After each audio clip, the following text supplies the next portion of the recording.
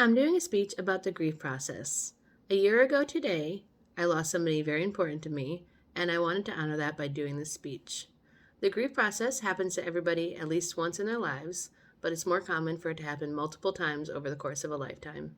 It can be triggered by losing a parent, a sibling, a child, a grandparent, a close family friend, a pet, or something as simple as a breakup can trigger this process.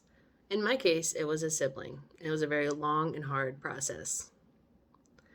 Kubler-Ross, who is a Swiss-American psychiatrist and pioneer on the death and dying of people, wrote a book in 1969 called On Death and Dying, where she proposed and patented these stages of grief. The stages are denial, anger, bargaining, depression, and then lastly, acceptance. The first stage, denial, is as soon as it happens, and it can last for a few days or a few weeks, however long it takes you to just get through that. You think it's a nightmare and you're just waiting to wake up. You don't think it's real. You don't accept that it's real. You're waiting for them to come home after a long day or call. And I feel like this process can be lengthened if you don't see them all the time. So you can just go on pretending that they're here until it just reality hits you in the face. The second one is anger. This one is where you finally get that it's real and you have questions. Why me? Why them? Why did this happen to this specific person? Why did it happen now? Why wasn't it somebody else? Why were they taken from me? That's really hard to get through. And I feel like the anger level can be different and can be shorter or longer depending on who you lost, pretty much. For example, if you lost your 100-year-old grandma and she lived a full life and she had 5 kids and 20 grandchildren and she had a career and she retired and she just had this empire of family and wealth and she had a very nice full life, you're probably going to be less angry than if you lost a child or a sibling who is in their 20s and they didn't have a chance to get married or they didn't get a chance to have any children and their lives are cut way too short and you don't understand why. And for this, the anger could last for so much longer. I remember, in my case, that the anger seemed to last for a long time because it doesn't seem fair. The next one is bargaining. This is where you talk to God and you try to offer up anything you can to get this person back.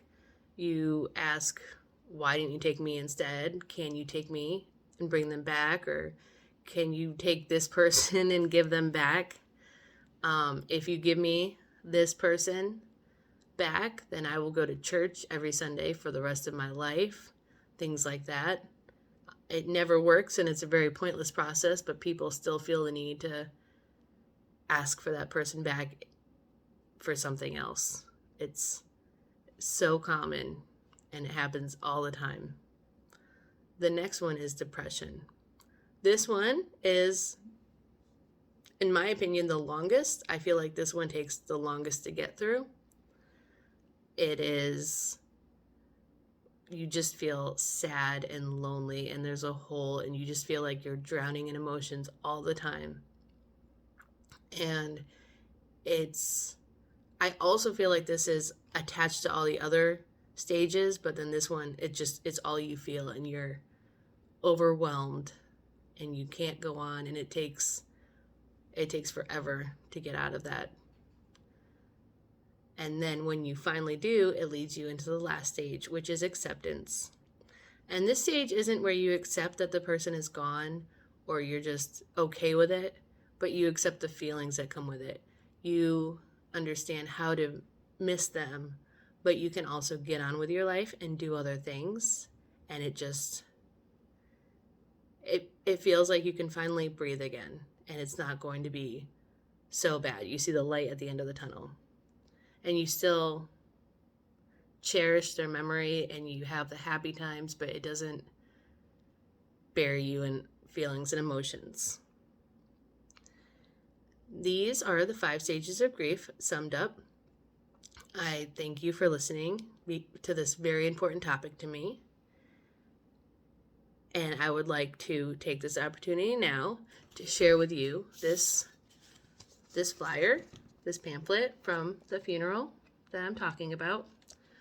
If we were in person, I would hand it around and pass it out so you could look at it, just to see my connection to this speech and why it's so important to my heart. And I thank you for taking the time to listen to me today. Thank you very much.